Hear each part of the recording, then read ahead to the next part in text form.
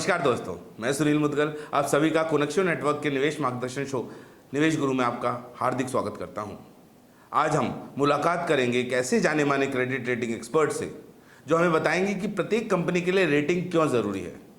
Rating से investors को किस तरह का फ़ायदा मिल सकता है। शेयर बाजार में हज़ारों कंपनियां लिस्टेड हैं, लेकिन छोटे इन्वेस्टर्स के लिए इन हज़ारों कंपनियों में से कुछ कंपनियों का सिलेक्शन कर पाना बड़ा मुश्किल होता है। लार्ज कैप कंपनीज की इन्फॉर्मेशन मीडिया में आती रहती है, लेकिन स्मॉल कैप और मिड कैप कंपनियों की इन्फॉर्मेशन मीडिया में बहुत कम आती है। ऐसे में इन्वेस्टर्स के लिए अच्छी कंपनी का सिलेक्शन कर पाना और भी कठिन हो जाता है। रेटिंग किसी भी कंपनी के फाइनेंशियल पोजीशन का ज्ञान कराती है। इस कारण क्रेडिट रेटिंग भी हर इन्वेस्टर्स के लिए और उसके इन्वेस्टमेंट के फैसले के लिए फ़ायदेमंद और महत्वपूर्ण होती है। इसलिए हम आज भारत की एक प्रमुख रेटिंग एजेंसी के सीईओ से मुलाकात करेंगे। यह रेटिंग एजेंसी एसएमई, एमएसएमई कंपनियों को रेटिंग प्रदान करती है। जी हाँ, हम बात कर रहे हैं एक्यूटेस समेरा ग्रुप की, जो अब तक 50,000 से अधिक micro, small and mid size कंपनियों की फाइनेंशियल पोजीशन की जांच पड़ताल कर उन्हें रेटिंग प्रदान कर चुकी है। हमारे साथ इस शो में एक्यूटेस समेरा ग्रुप के सीईओ श्री शंकर चक्रवर्ती आमंत्रित हैं। श्री शंकर चक्रवर्ती जी क्रेडिट रेटिंग सेक्टर के दिग्गज माने जाते हैं। आपको इस सेक्टर में 25 वर्षों का वाइड एक्सपीरियंस है।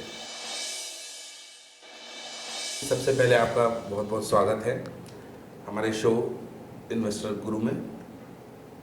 सबसे पहले तो आप एक्यूट समेरा ग्रुप के बारे में कुछ बताइए, फिर हम हमारे दर्शकों के लिए आपसे जो सवाल जवाब करेंगे।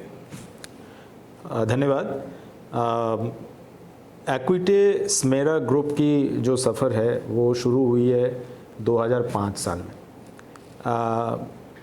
वेरियस पब्लिक सेक्टर बैंक्स जिनमें SIDBI, state bank of India, bank of Baroda, union bank और कुछ प्राइवेट सेक्टर बैंक भी जैसे कि standard chartered and ICICI bank, ये सारे बैंक हमारे शेयर होल्डर्स हैं। और हमारे टेक्निकल पार्टनर के तहत में डन एंड ब्रैडस्ट्रीट, जो कि दुनिया के सबसे बड़ी डेटा एंड इंफॉर्मेशन कंपनी है और पहली रेटिंग एजेंसी जो रेटिंग प्रदान करते थे, वो कंपनी हमारे साथ जुड़ गए और हमने 2005 में ये कंपनी शुरू की। हमारा जो मकसद था 2005 से जब भी हमने शुरू किया ये काम, हमारा मकसद था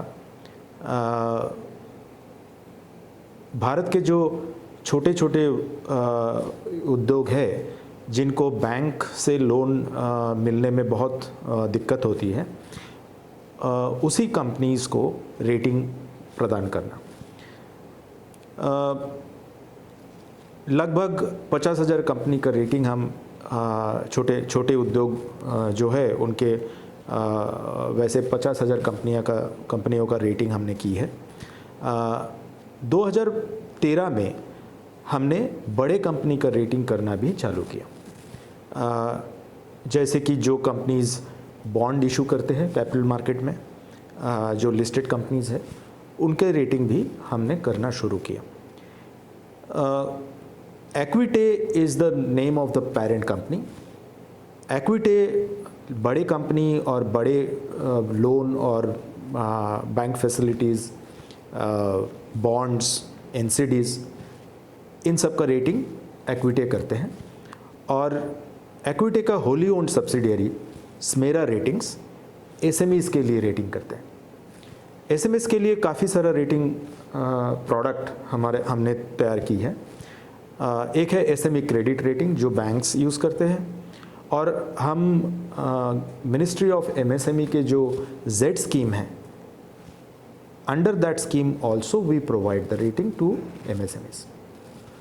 हमारे ग्रुप में सारे chartered accountants, management graduates, professionals, they work as analyst. हमारे प्रेजेंस जो है, हम लगभग हमारे कस्टमर्स जो है सभी क्लस्टर्स में प्रेजेंट है। So you can think of right from Baddi to Coimbatore, we have customers. हमारे करीब 250 एम्प्लॉई है. We are a completely technology enabled company. हमारे जो प्रोसेस है वो हाईली टेक्नोलॉजी ड्रिवन है. We use high end databases, analytical tools. हमारे जो डेटा सोर्सेज है वो काफ़ी डीप है. हम वेरियस सोर्सेज से डेटा कलेक्ट करते हैं हमारे क्लाइंट्स के बारे में, और हम जो भी इंफॉर्मेशन हम प्रोवाइड करते हैं बैंक को वो हम फ्री ऑफ कॉस्ट प्रोवाइड करते हैं. So banks don't have to pay us any amount for getting access to the information. So ये हमारे अगर छोटे से वर्ड्स में कहे जाए तो ये हमारे कंपनी का मकसद और हमारे ऑब्जेक्टिव्स है. एक्विटे मीन्स शार्पनेस ऑफ विजन. तो हम समझते हैं कि जो हम एनालिसिस करते हैं उसमें अगर शार्पनेस ऑफ विजन नहीं होगा तो रेटिंग जो आएगा हमारे सिस्टम से वो रेटिंग सही नहीं होगा. इसीलिए हमने कंपनी का नाम रखा है एक्विटे, और स्मेरा का मतलब है SME rating agency of India. So Bharat के एसएमई रेटिंग एजेंसी जो है वो हम हैं, और शायद दुनिया में एसएमई फोकस्ड रेटिंग एजेंसी हम अकेले हैं और शायद पहली है. Shankar ji, small and mid size companies में डेट रेटिंग क्यों ज़रूरी है?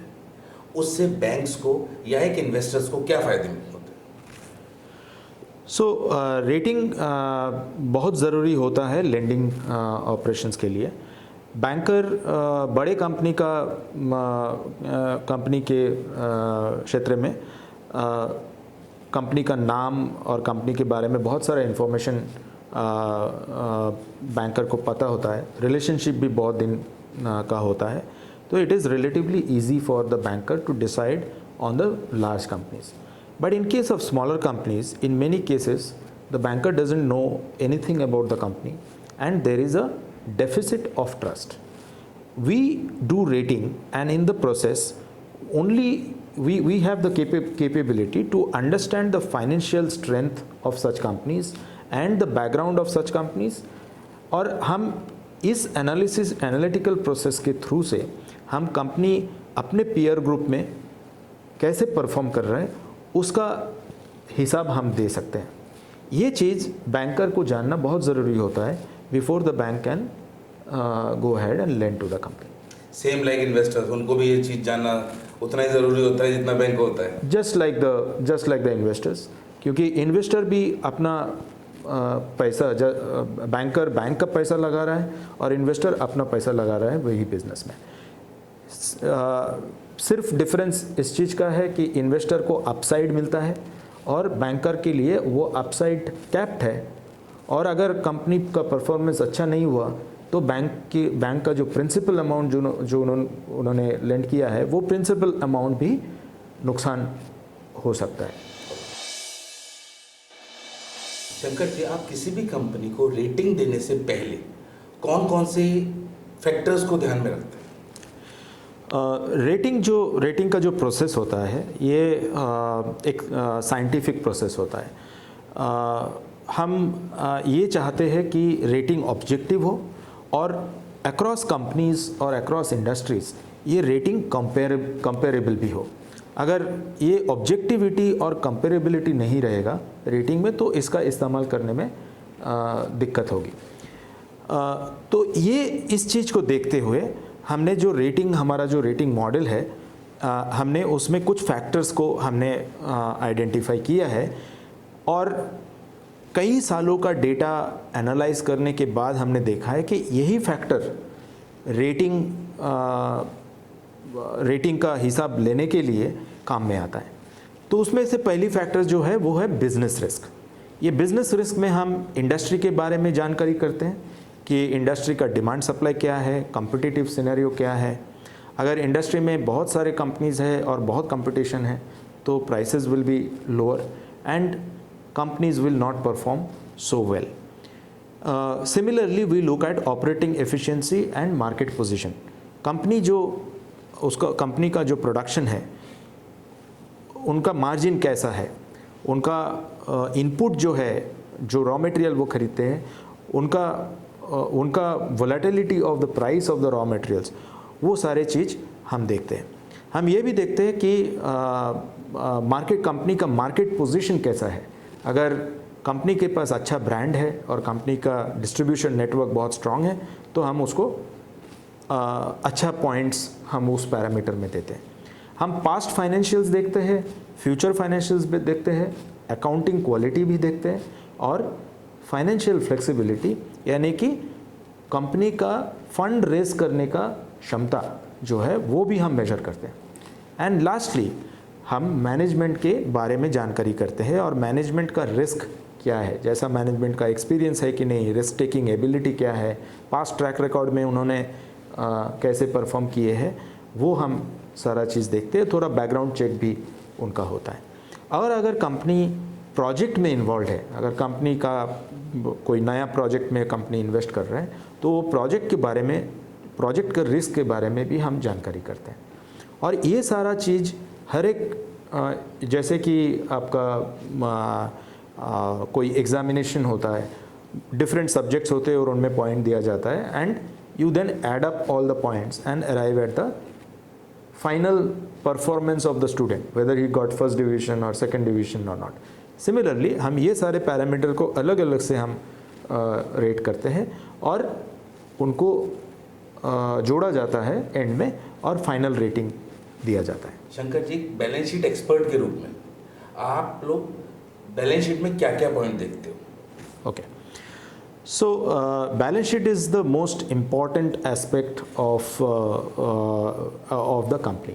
बैलेंस शीट में कंपनी के पूरे साल का जो परफॉर्मेंस है वो परफॉर्मेंस रिफ्लेक्ट होता है, तो इसलिए बैलेंस शीट को जानना बहुत ज़रूरी होता है। और हम कुछ मेजर्स यूज़ करते हैं। ये बहुत बड़ा सब्जेक्ट है तो मैं कोशिश करूँगा कि छोटे से छोटे शब्द में इसको एक्सप्लेन करने के लिए। पहली बात हम देखते हैं कंपनी का डेट और इक्विटी का प्रोपोर्शन क्या है। You know, if the company has too much of debt और कंपनी का इक्विटी बहुत कम है, यानी कि प्रोमोटर ने बहुत कम पैसा लगाया है और बैंकर ने बहुत ज़्यादा पैसा लगाया है, इस सिचुएशन में हम कंपनी के सामने जब भी दिक्कत आएंगे, कंपनी के इंडस्ट्री में जब भी कोई प्रॉब्लम आएंगे तो कंपनी के लिए ये लोन का जो बोझ है, ये डेट का जो बोझ है, ये बोझ बहुत भारी पड़ सकता है। तो हम पहली बात ये समझते हैं। दूसरी बात जो हम देखते हैं कि इंटरेस्ट कवरेज रेशियो क्या है। कंपनी का जो इनकम है वो इनकम कितने जो इंटरेस्ट भरना पड़ता है उनको हर साल में बैंक को, उनके कितने गुना है वो। तो अगर जितना ज़्यादा होगा उनका कंपनी का जो अर्निंग है वो इंटरेस्ट के कंपैरिजन में जितना ज़्यादा होगा उतना ही अच्छा है। तो ये बात को भी हम समझते हैं। हम रिटर्न ऑन कैपिटल एम्प्लॉयड को भी देखते हैं। हम कंपनी का बैलेंस शीट साइज़ भी देखते हैं। बड़े कंपनी जो होते बड़े ज़्यादा एसेट्स है उनका कुछ एडवांटेजेस होते हैं, वो भी हम रिकग्नाइज करते हैं। But the whole objective of doing this exercise is not to just look at the past balance sheet. हम फ्यूचर बैलेंस शीट को भी देखते हैं। हम हमारे इंडस्ट्री नॉलेज और इंडस्ट्री अंडरस्टैंडिंग और कंपनी के मैनेजमेंट के साथ बात करके हमें जो समझ आती है कंपनी के परफॉर्मेंस के बारे में, उस चीज़ को यूज़ करके हम कंपनी का फ्यूचर बैलेंस शीट बना लेते हैं हमारे हिसाब से, और उस चीज़ को भी हम रेटिंग डिसीजन लेने के लिए हम यूज़ करते हैं। सर, इसमें कुछ एग्जांपल्स आप दे सकते हैं? राइट। सो रेटिंग का एक जो फ़ायदा है कि रेटिंग जो कंपनी को बताता है कि किस चीज़ में उनका कमी है, किस चीज़ का कमी है। हम एडवाइज़ नहीं करते हैं, हम क्लाइंट को ये नहीं बताते कि आपका रेटिंग कैसे अच्छा होगा, क्योंकि हम एग्जामिनर है तो हम स्टूडेंट को एग्ज़ाम में ज़्यादा मार्क्स कैसे मिल सकता है वो हम बता नहीं सकते। लेकिन अगर रेटिंग रिपोर्ट पढ़ा जाए तो ये बात बहुत अच्छी तरह से समझ में आता है कि कंपनी का स्ट्रेंथ, वीकनेस ये सारा चीज़ क्या है। तो हम ये रेकमेंड करते हैं कि कंपनी ये वीकनेस को समझे और उस पर काम करे, और ये एक लक्ष्य उनके सामने होना चाहिए कि हम अगला 2 या 3 साल में हम हमारी रेटिंग सबसे ऊपर लेके जाएंगे। तो इसका एक बहुत सारा एग्जांपल है। कंपनी ने रेटिंग शुरू की, शुरू में रेटिंग अच्छी नहीं आई, फिर उन्होंने काम करना शुरू किया। 1-1.5 साल के बाद उनको समझ में आया कि क्या क्या चीज़ करना चाहिए, और धीरे धीरे उनका रेटिंग ऊपर में गया। मुझे एक कस्टमर के बारे में मुझे याद है, ये किसी वेस्ट बंगाल में किसी शहर में रोड बनाते थे, ओके, म्यूनिसिपैलिटी का रोड बनाते थे। और जैसे कि म्यूनिसिपैलिटी का पैसा तो आ जाता है, लेकिन कभी डिले भी होता है, आपको पता है। गवर्नमेंट ऑर्गेनाइजेशन में कभी कभी डिले भी होता है। तो हमारे एनालिसिस में हमने उनको ये कहा था कि आपका डिपेंडेंस जो है, एक ही बायर के ऊपर आपका डिपेंडेंस है, और ये बायर आपको जब पेमेंट डिले कर रहा है तो आपको तकलीफ़ हो रहा है।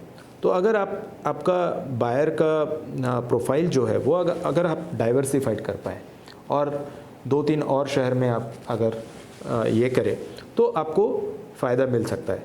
तो हमने उनको 2-3 शहर के बारे में नहीं बताया, हमने सिर्फ ये बताया कि आपका एक ही शहर में एक ही म्यूनिसिपैलिटी के साथ आपको काम करना ये आपके लिए फ़ायदेमंद नहीं है इन द लॉन्ग रन। तो पहले उनको ये बात बहुत समझ में नहीं आई, या उन्होंने शायद वो नाखुश भी थे हमसे, क्योंकि हमने इस चीज़ को नेगेटिव चीज़ के रिस्क में डाला। उनका कहना था कि मेरा ये 50 साल से मैं इनके साथ काम कर रहा हूँ, तो ये रिलेशनशिप बहुत पुरानी है और आपको क्यों लगता है कि ये रिस्क है। लेकिन अगला साल में जब भी हम उनका रेटिंग फिर से करें तो हमें पता चला कि वो 3 शहर में अपना ऑफिस खोला है और 3 शहर में उनको मिला है, and the companies revenue grew almost 4 times. So ये जो चीज़ है, ऐसे बहुत सारे कंपनीज़ है जे वो अगर रेटिंग रिपोर्ट पढ़े उनको समझ में आएगा कि किसी थर्ड पार्टी जब उनको देखते तो क्या देखते। हमें कंपनियों को सब ये पता है कि कस्टमर हाई क्वालिटी पसंद करते हैं, कस्टमर लो प्राइस पसंद करते हैं, इसके बियॉन्ड कस्टमर नए प्रोडक्ट पसंद करते हैं, ये कंपनी इसको पता है। लेकिन इसके बियॉन्ड कंपनी को पता नहीं है कि स्ट्रेटेजी कैसी होनी चाहिए, बैंकर क्या सोच रहा है, बैंकर का प्रॉब्लम क्या है। तो ये जो सारा बैंकर के एंगल से या थर्ड पार्टी के एंगल से जो चीज़ रिस्क के रिस्क के तरह दिखा जाता है, वो चीज़ हम उनके सामने रखते हैं, तो और इस चीज़ पे काम करके कंपनी अपना रेटिंग अच्छा कर सकता है। शंकर जी, एक ग्रोथ ओरिएंटेड कंपनी को डेट फ्री होना अच्छी बात है, लेकिन डेट ग्रोथ के लिए सबसे ज़रूरी भी है। राइट। आपके हिसाब से एक इन्वेस्टर को या एक बैंक्स को क्या देखना चाहिए, डेट फ्री होना या डेट होना? राइट। ये बहुत ही सही क्वेश्चन आपने पूछा है। किसी भी कंपनी में एक बैलेंस होनी चाहिए, डेट और डेट कितना होगा और इक्विटी कितना होगा, उनका बैलेंस होना चाहिए। डेट जितनी कम होगी उतनी रेटिंग अच्छी होगी, ये बात तो सही है। जैसे कि आप सिर्फ इंडिया नहीं, यूएस की कंपनीज़ को भी हम देखेंगे तो जो सारे बड़े कंपनी जो है जिनकी रेटिंग बहुत ही अच्छी है, उन कंपनीज़ का डेट लेवल बहुत ही कम होता है। लेकिन आपने ये बात भी सही कहा कि कंपनी अगर डेट नहीं लेंगे तो ग्रोथ कैसे मिलेगा। तो आपको ये बैंकर को ये ख्याल रखना चाहिए कि इंटरेस्ट कवरेज रेशियो जो है कंपनी का और कंपनी का डेट इक्विटी रेशियो जो है, ये रेशियो में बैलेंस होनी चाहिए। अगर ये रेशियो में बैलेंस है तो डेट होने में कोई प्रॉब्लम नहीं है, you can go ahead and let. Second thing that I also want to say is that in many growth sectors debt is basically very very important. So ये ज़रूरी नहीं है कि कंपनी सिर्फ हाई रेटिंग के लिए टारगेट करे। जैसे यूएस में आप देखिए कुछ इंडस्ट्री है, जैसे Microsoft, it's a very highly rated company, but ये कंपनी का डेट का ज़रूरत भी नहीं है और उनका डेट है भी नहीं। होगा तो भी बहुत ही छोटी रकम होगी। सो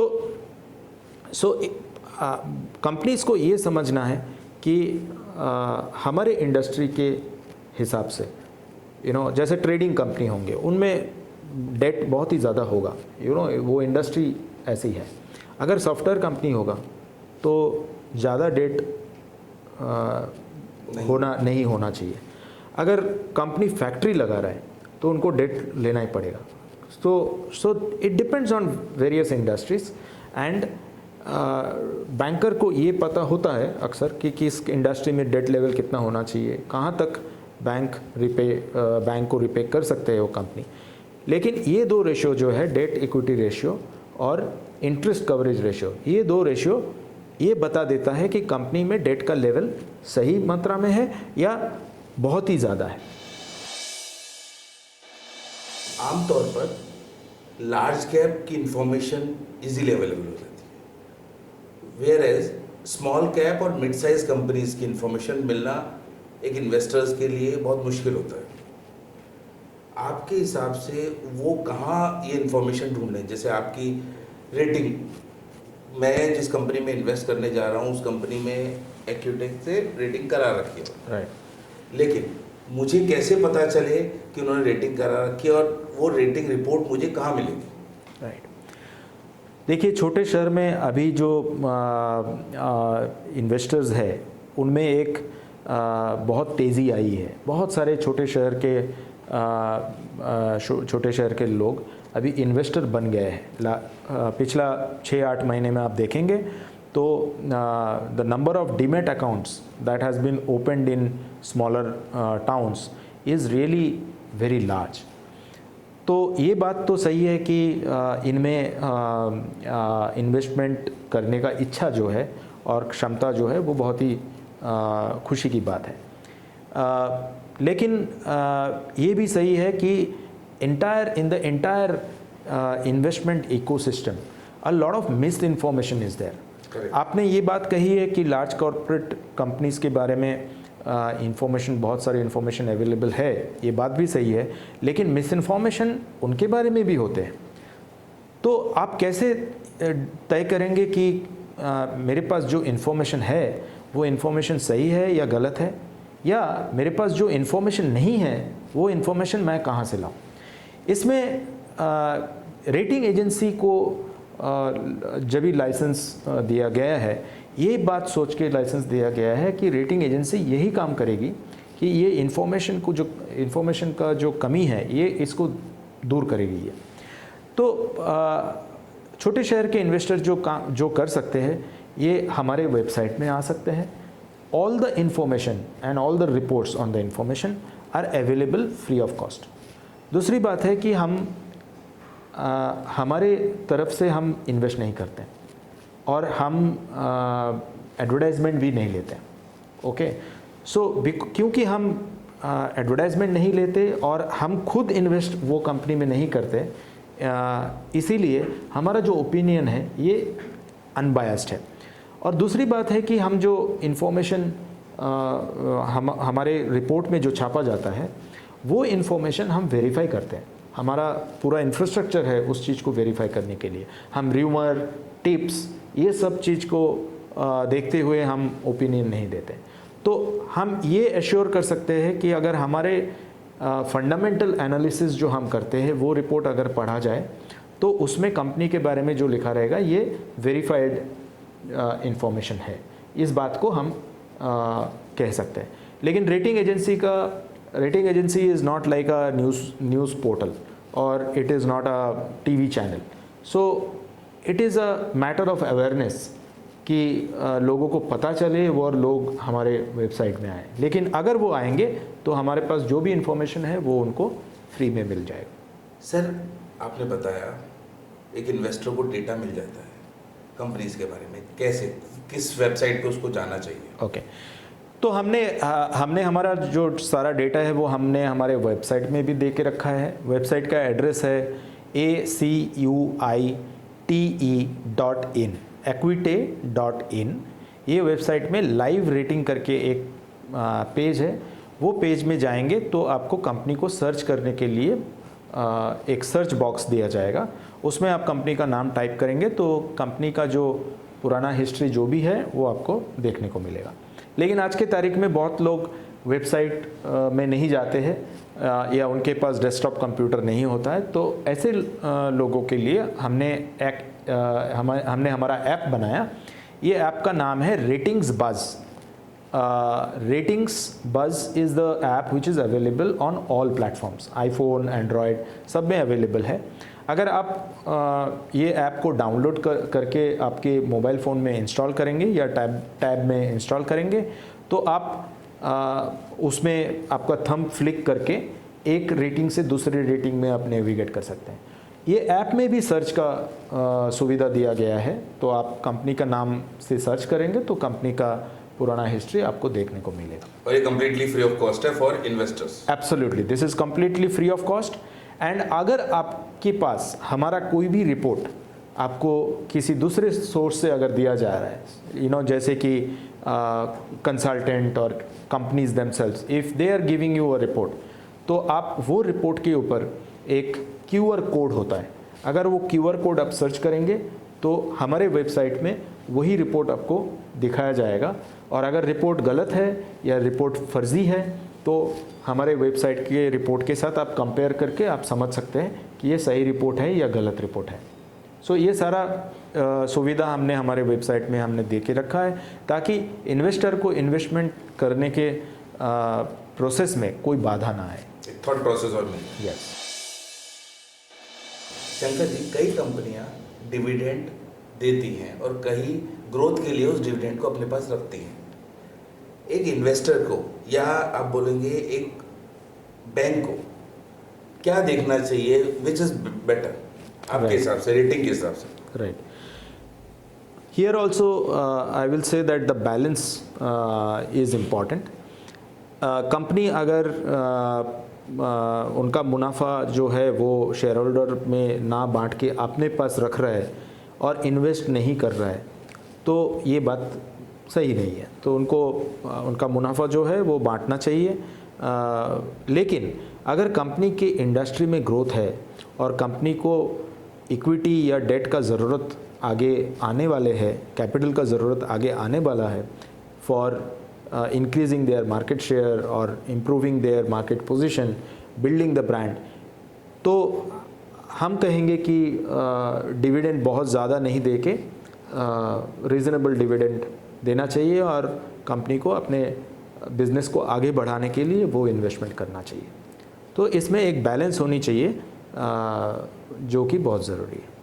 शंकर जी, अब तक इक्विटी रेटिंग ने कितनी कंपनियों को रेटिंग प्रदान करी है और कुछ अच्छी या बुरी कंपनी का एक्सपीरियंस या नाम बता सकते हैं?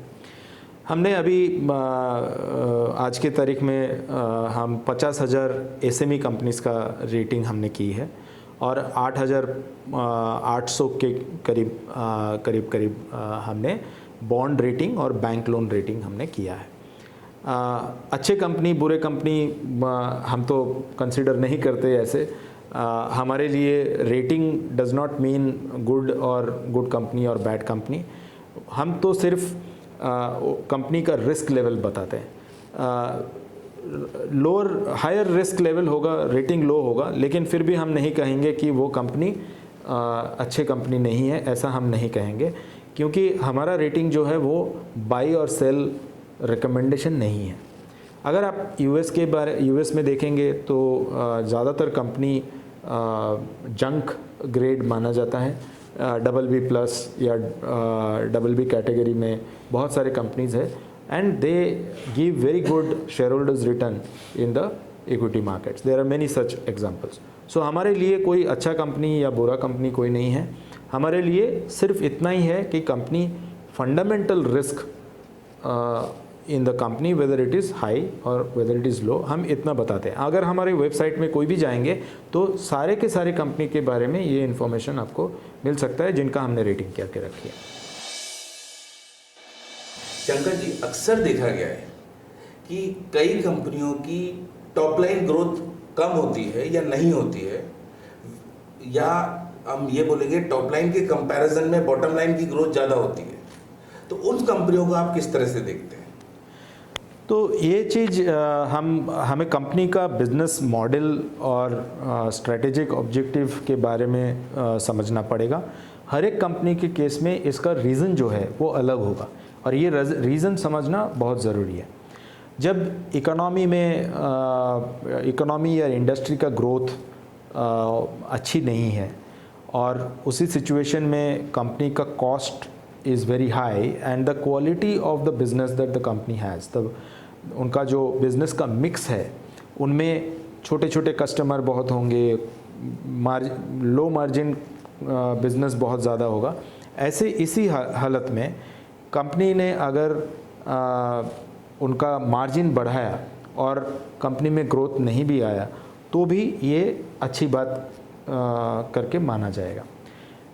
लेकिन अगर कंपनी के कंपैरिजन में उनके पीयर्स, अगर उनका रेवेन्यू ग्रोथ बहुत ज़्यादा है और ये कंपनी वो रेवेन्यू ग्रोथ के साथ वो कंपेयर नहीं कर पा रहा है अपने आप को और थोड़ा बहुत मार्जिन अगर बढ़ा भी रहेगा तो भी हम उस चीज़ को समझना चाहेंगे कि कंपनी का ऐसा स्थिति क्यों है।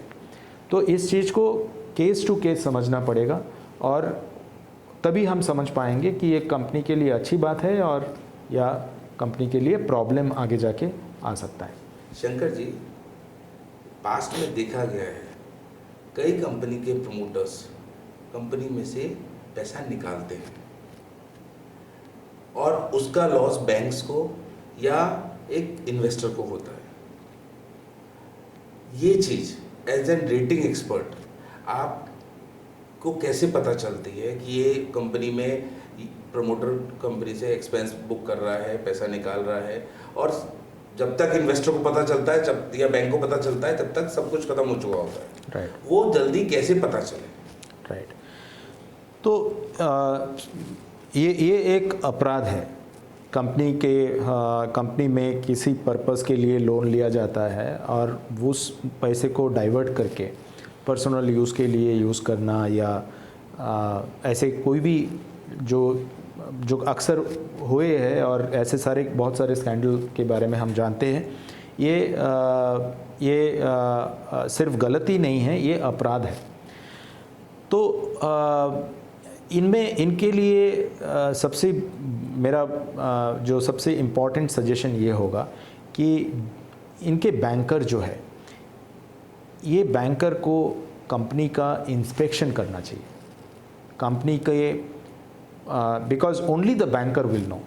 It is only possible for the banker to do that inspection, talk to the client and see the use of these funds. If these funds are being misused, it is only possible for the banker to understand that this money has been misused, because banker can see all the transactions. Banker can call the client, banker can visit the client. हम banker के ऊपर depend करते हैं। हम banker से बात करते हैं, रेगुलरली हम बात करते हैं और there is a mechanism to understand what is the bankers view of the company. तो हम बैंकर से बात करके ये बात समझ लेते हैं कि कंपनी में ऐसी कोई स्थिति कभी आई है कि नहीं, और अगर हमें पता चले कि ऐसी हुई है तो हम इसका बहुत भारी इम्पैक्ट रेटिंग पर आएगा। हम इसको company will get downgraded several times, and I'm sure that the law enforcement authorities or even the banks, they will take their necessary legal actions against such companies. और ये अक्सर लोग पकड़े जाते हैं। ये सस्टेनेबल नहीं है क्योंकि बैंक को पैसा वापस करना ही पड़ता है, तो ये सस्टेनेबल नहीं होता है। ये अक्सर लोग पकड़े जाते हैं। तो मैं यही कहूँगा कि ये बहुत बड़ा अपराध है, फाइनेंशियल अपराध है। ये SFIO जो भारी फाइनेंशियल स्कैंडल के लिए जो इन्वेस्टिगेट करते हैं उनके एरिया में आते हैं, ये ED के एरिया में आते हैं। तो ये बहुत ही सीरियस चीज़ है। शंकर जी, ऐसा देखा गया है अच्छी रेटिंग एजेंसी वाली कंपनीज, चाहे वो आयरलैंड FS हो या DHFL हो, वो डिफ़ॉल्ट कर जाती है। ऐसे केस में जहाँ पे पास में इस तरह के केस ऑलरेडी हो चुके हैं, ऐसी कंडीशन में एक इन्वेस्टर को या एक बैंक को किस तरह से अपने आप को बचाने के लिए क्या क्या चीज़ों पे ध्यान रखना चाहिए जिससे वो उसका पैसा नहीं डूबे, चाहे वो बैंक हो या इन्वेस्टर हो? सही है। सो इसमें दो चीज़ है।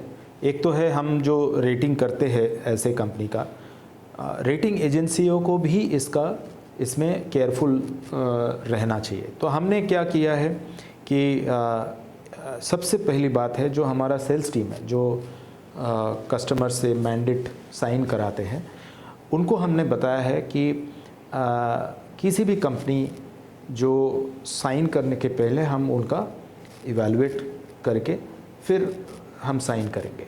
हम रेटिंग नहीं इवैल्यूएट करेंगे, हम कंपनी का बेसिक इंटीग्रिटी, बेसिक एथिक्स हम देखेंगे, और जो एथिकल कंपनीज़ है उनके साथ ही हम काम करेंगे। हम जो कंपनीज़ एथिकल नहीं है, जो कि हमारे नेटवर्क में हमें पता रहता है कि ये कंपनी में कुछ गलत बात हो रहा होगा, तो हम उनका मैंडेट हम नहीं करते हैं। और इस चीज़ को समझना बहुत ज़रूरी है, क्योंकि जो गलत काम करते हैं वो पैसा ज़्यादा देने के लिए तैयार होते हैं, वो ज़्यादा फीस देने के लिए तैयार होते हैं। अगर कोई ग्रे लिस्ट या ब्लैक लिस्ट हमने नहीं रखा और हमने सबका रेटिंग किया, तो हमारे लिए वो फाइनेंस के लिए वो फ़ायदेमंद होगा। लेकिन ये अगर ऐसे रेटिंग अगर हम करेंगे और वो रेटिंग अगर ख़राब हो जाएगा बाद में, तो हमारा रेपुटेशन ख़राब होगा। तो रेवेन्यू के पहले आता है हमारे लिए रेपुटेशन। सो हमने सबसे पहली बात ये किया है कि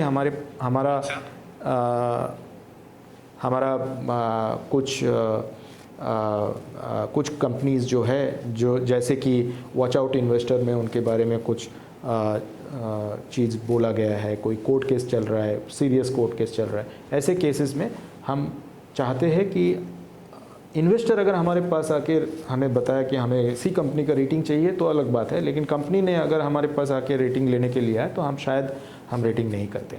तो ये एक हमारा प्रिंसिपल है जो हम फॉलो करते हैं। दूसरी बात है कि हमने हमारा रेटिंग मॉडल को कंटिन्यूअसली उसको हमने आगे बढ़ाने का कोशिश किया है। जैसे कि बड़े NBFCs के बारे में जब भी देखा जाएगा तो उनमें एक क्राइटेरिया होता है एसेट लायबिलिटी मिसमैच। जैसे कि आप लेंडिंग कर रहे हो और आपके कस्टमर आपको लोन रिपे कर रहा है लॉन्ग टर्म में, 10 साल 15 साल में आपको लोन रिपे कर रहा है, लेकिन आप जो बोरो कर रहे हो आपको रिपे करना है 2 या 3 साल में या 5 साल में। तो ये जो मिसमैच है, ये मिसमैच मैनेज करना कंपनीज़ के लिए बहुत ही डिफ़िकल्ट है। तो हमारे मॉडल में हमने इस चीज़ को ध्यान में रखते हुए हमने मॉडल को इम्प्रूव किया है। दूसरी बात जो हमने किया है कि कंटिन्यूअस सर्वेलेंस, हम हर महीना कंपनी के बैकग्राउंड हम चेक करते हैं। हमें ऐसा नहीं कि हमने आज रेटिंग किया और आगे जाके 1 साल के बाद फिर से कंपनी को रेट करेंगे। हम पूरी तरह से रेट करेंगे 1 साल के बाद, लेकिन बीच में 10, 12, 10 or 12 times we'll see whether the company if there are things that is changing which is very serious in nature. So ये continuous evaluation के थ्रू हमें ये पता चलेगा कि कंपनी डिफ़ॉल्ट हो सकता है या नहीं हो सकता है, और हम बैंकर से बात करते हैं जैसे कि मैंने पहले बताया। इन्वेस्टर्स क्या कर सकते हैं to avoid such kind of situations?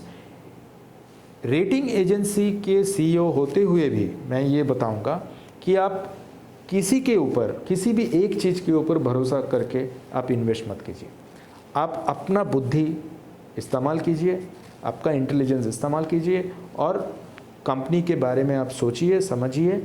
अक्सर देखा जाता है कि लोग रिकमेंडेशन के बेसिस पे इन्वेस्ट करते हैं, टिप्स के बेसिस पे इन्वेस्ट करते हैं।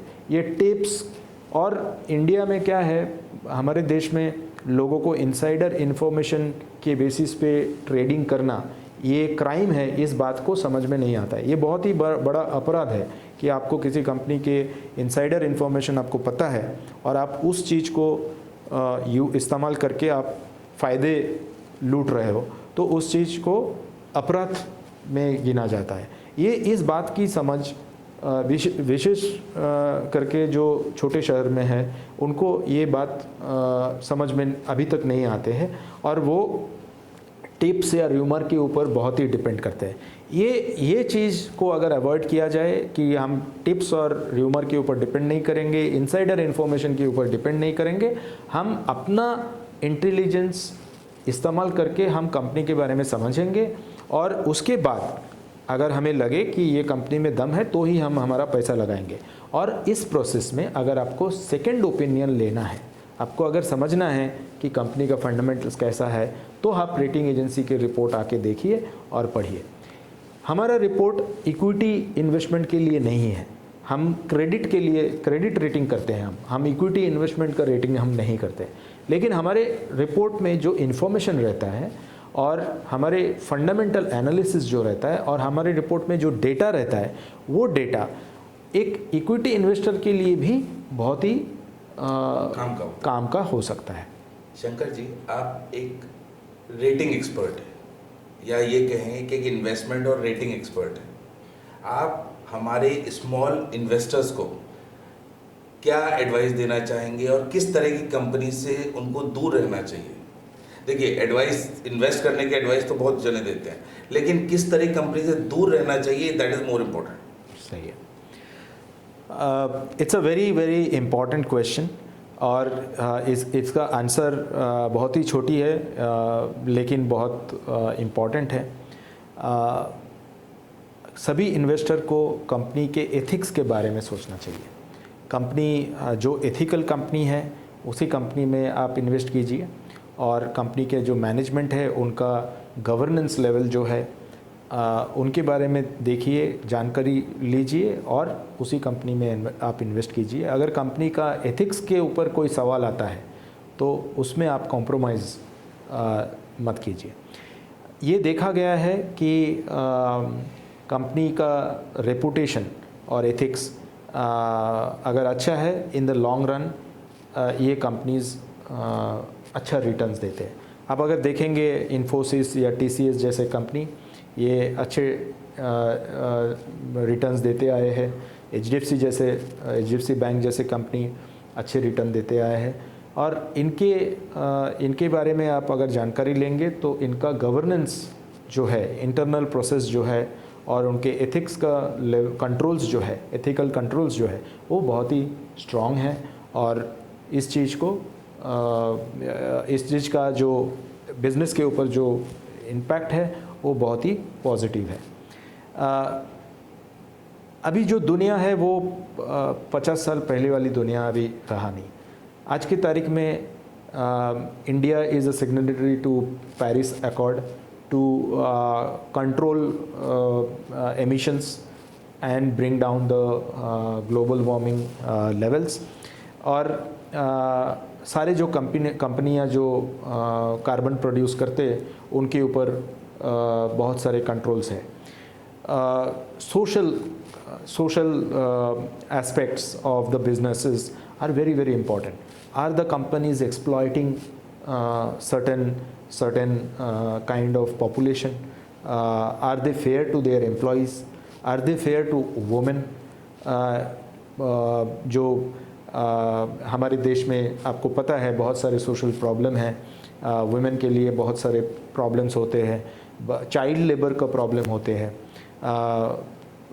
गवर्नेंस का प्रॉब्लम होता है, जैसे कि टैक्स अवॉइडेंस इस काफ़ी ज़्यादा है हमारे देश में। ये सारे बात जो है, इस बात को देखते हुए it is very important that people only invest in ethical companies and that's how their money will be safe, because the entire world is going to go after companies who are not very ethical, not environmentally responsible, not socially responsible, or they have any issues with matters like taxes and taking in care of investors' interest or minority investors' interest. तो ये सारे companies को आगे जाके बहुत ही दिक्कत आने वाला है और इसीलिए इन्वेस्टर को एथिकल कंपनीज़ में इन्वेस्ट करना चाहिए। शंकर जी, आपका बहुत बहुत धन्यवाद जो आपने अपना अमूल्य समय हमारे दर्शकों को दिया और इतनी डीप नॉलेज के साथ हमारे दर्शकों का मार्गदर्शन किया। Thank you so much and बहुत बहुत धन्यवाद आपके दर्शकों को भी। और आगे जाके आपके दर्शक और इन्वेस्टर्स को अगर किसी भी चीज़ का जानकारी चाहिए तो our organisation will be always available. Thank you so much. हमें उम्मीद है कि सभी दर्शकों को हमारा एपिसोड बहुत पसंद आएगा। अगले एपिसोड में हम आपसे एक और इन्वेस्टमेंट एक्सपर्ट्स के साथ चर्चा करके आपका मार्गदर्शन करेंगे। जय हिंद।